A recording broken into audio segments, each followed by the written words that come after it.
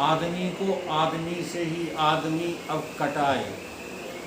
जहाँ देखो वहाँ काटने की योजना चल रही है, बांटने की योजना चल रही है, छांटने की योजना चल रही है कि नहीं? जहाँ देखो ये तीन ही शब्द, छांटो, काटो, बांटो। इसी का नाम कलयुग है। थोड़ा सा इसी कलयुग में पीछे चले जाओ, बांट का नाम ही नहीं होता था। जी हाँ, 5 भाई हैं, 5 भाइयों के शरीर छूट गए, बंटवारा हुआ ही नहीं। ये तो अभी प्रमाण, हमारे जो दोनों भाई पिताजी जो हो गए और खाता बटा ही नहीं, बंटवारा हुआ ही नहीं। समझ रहे हो ये बातें? आज इतने तुम जो है प्रीत करते हो संसार से, जरा सा भी कुछ खरीद लिया, 2 टुकड़ा भी जमीन के खरीद लिए, बंटवारा। ये तुम्हारा दिमाग क्यों हो गया है?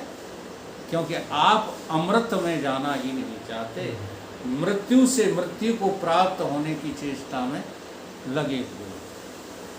तो इंसानियत आंसू बहाए, हैवानियत खुशियां मनाए। आदमी से आदमी को आदमी ही अब कटाए। कालिमा ने मुझसे कहा कि मैं अंधियार लेकर आ रही हूँ। पूर्णिमा बोली डरो मत, चांदनी में ला रही। पूर्णता में जो है चमक ही चमक है, पूर्णता में प्रकाश ही प्रकाश है, और सीमितता में अंधकार ही अंधकार। इसलिए जहाँ भी सीमितता है वहाँ दुख है, वहाँ पीड़ाएं हैं, वहाँ संकट है। और जहाँ असीमता है, देख लो, थोड़े से भी ससीम से तुम असीम हुए, तो तुम्हें ससीमता अप्रिय लगने लगी। अभी अभी चर्चा हो गई कि नहीं? सत्संग से ज़्यादा हमें अब कुछ प्रिय नहीं लगता। क्यों?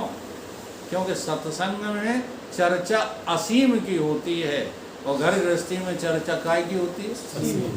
सीमित की होती है। ठीक है?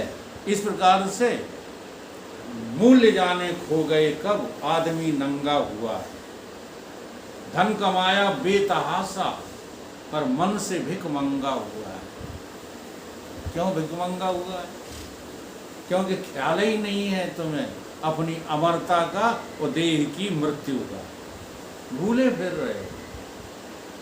ख्याल करो तो देह ने हमसे कहा कि हम मिट्टी होने जा रहे हैं।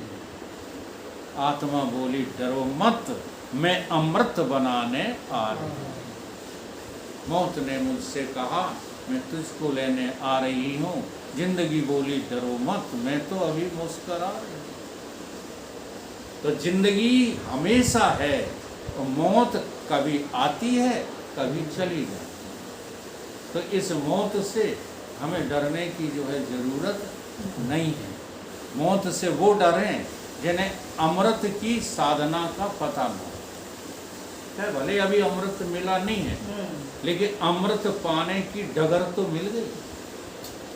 अब हम अपने रास्ते को क्यों छोड़ें? तो इस अमृत के रास्ते पर हम चलते रहें।